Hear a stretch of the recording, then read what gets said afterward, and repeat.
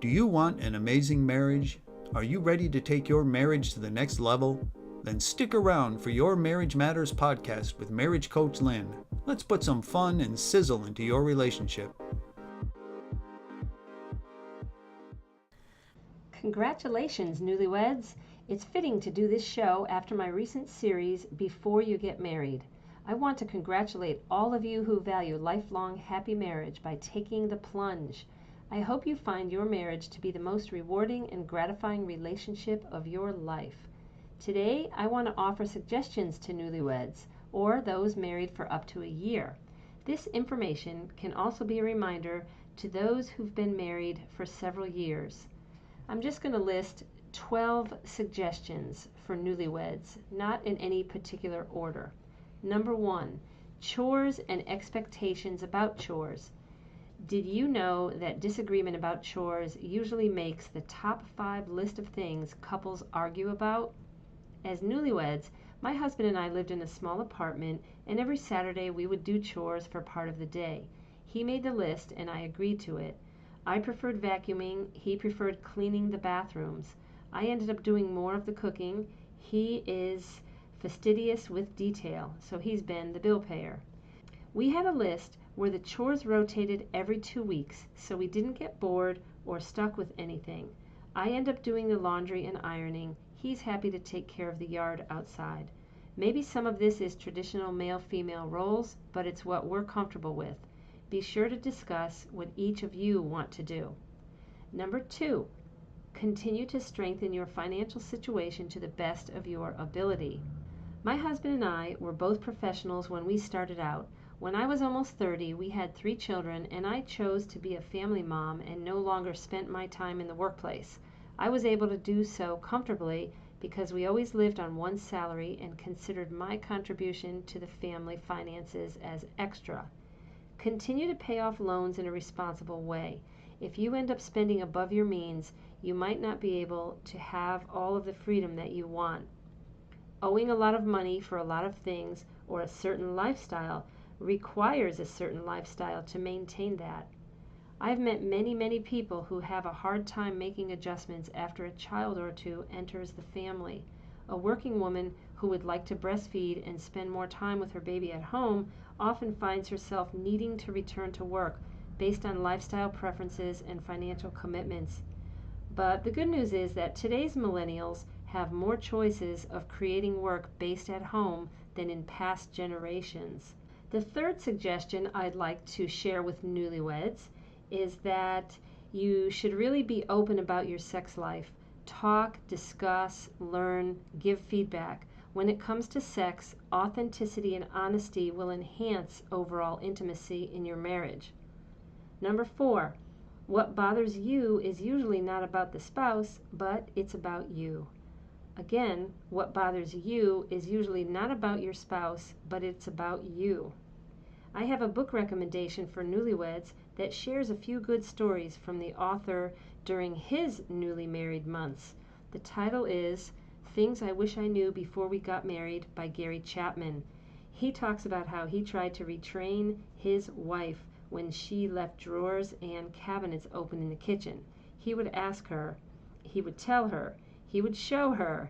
Finally, he concluded it's just her way. What he ended up doing was he quietly closed what was left open, and he didn't make a big deal out of it. It was a nuisance to him, but it was not important to her. He decided to make it unimportant. Number 5, make peace with your differences. This is good advice for anyone who is married, regardless of number of years married. Many couples marry because they have a lot of interests in common, and that's what they look to for compatibility. But we are looking for compatibility in values, even more so than interest or beliefs or temperament. Newlyweds often say that they marry their best friend, and we get upset when we begin to see stark contrasts. For example, he's a neat freak and she's a slob. He's always late and she's a stickler for being on time. She's outgoing and he's a homebody. When my husband and I first got married, we had a lot in common and we had some differences. I tried golfing and was impatient. He tried swimming laps with me and was panting after 25 yards. We learned in our newly married year that we could easily coexist with our differences, and while we do some things together, we do some things separately. Number 6, keep your individuality. Newlyweds sometimes think they should be doing everything together. This can get suffocating. You are blending your lives together and forming an us, but you don't have to give up who you are. Of course, if something takes excessive time away from your spouse, it might not be advisable. For example, if the husband was a single man who always went on hiking and hunting trips for the weekends with his guy friends, a new bride might not appreciate that. Perhaps each of you might have to limit some former activities. Continuously connect. Not constantly connect, but continuously connect all day. Do you know the difference? Constant is joined at the hip every single second. Continuously just means periodically, regularly, but periodic or frequently. Take time for hugs, brief conversation, long conversation given the time.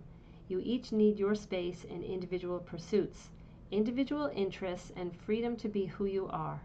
Some couples will keep a certain amount of money in separate accounts, allowing freedom to spend without having to justify or explain.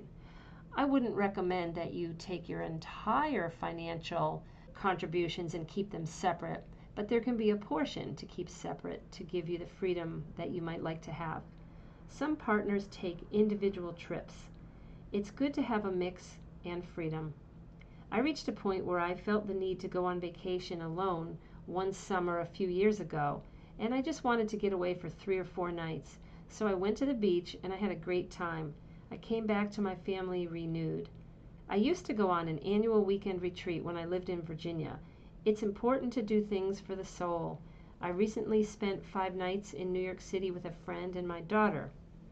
So what I'm saying is that couples can do things individually when there's a high level of respect, understanding, and trust. Back to the continuously connecting idea. Frequent physical and emotional connections throughout the day will do wonders in your relationship. Please check out my book, Re-Energize Your Marriage in 21 Days. Lots of good examples and exercises to keep your relationship going strong. We are up to the 8th recommendation for newlyweds. A good question to ask: what do you envision for children or a family? It's good to discuss this topic periodically. One of you might change his or her mind over time. Number 9, holidays. Make decisions as a unit, just the two of you. Eliminate pressure from the outside and come to agreements. My husband and I had it easy because we moved around the country and lived far away from our families of origin for most of our marriage, and we did not spend too many holidays with them. Number 10, learn how to compromise. I'm putting together a fantastic episode on how to compromise. You'll never have problems if you listen to it and follow my suggestions on episode number 27, The 4 Gifts of Love. This episode will change your entire outlook and might be the answer to some of the impasse and feeling stuck on various issues you might be experiencing. Check it out, episode number 27, The 4 Gifts of Love. Number 11, follow the Gottman Sound Relationship House. Listen to episodes 2 through 10. Fondness, admiration, positivity, all the topics you need to build a strong relationship is ongoing, so it's helpful for everyone actually. 12, and last but not least, to even out this dozen, keep the bigger picture in mind and don't sweat the small stuff. Rise above the minor things. Does it really matter that one of you is a slob or hates to cook? Does it matter if he doesn't get around to household fix-it projects on a time frame that you want? Will it matter 5 years from now? Learn to let things go and rise above the small minutia. The bigger picture is forging ahead on a journey of lifelong, fulfilling, lasting love. Let's do a quick review of 12 ways to enhance newlywed bliss and bliss within any marriage. Keep the bigger picture in mind. follow the Gottman Sound Relationship House. Learn to compromise and subscribe and listen to this podcast. In 2 weeks, I promise you'll learn something new on episode 27, including how to compromise in an easy, gentle, loving manner. Keep the stress low during the holidays and come up with a plan that works for everyone. Talk about children, talk about sex, talk about finances, talk about a plan for chores. Have a healthy dialogue and revisit these topics periodically. Your relationship is not stagnant, so you can't afford to be stagnant. Remember to keep your individuality and make peace with your differences. Also, a good point to acknowledge is that what bothers you about your spouse is most likely something inside you, and it's not your partner. And most important for keeping the fire burning is to continuously connect. Don't let too much time go by between physical, emotional, and spiritual connection. Grab a copy of Re-Energize Your Marriage in 21 Days. Friends, the resources are here for you. Indulge and take advantage. You can find Re-Energize Your Marriage in 21 Days on Amazon.com and Smashwords.com. Listen next week as we make your marriage awesome with affection, warmth, and encouragement. AWE, awe. Until next time, make your marriage great.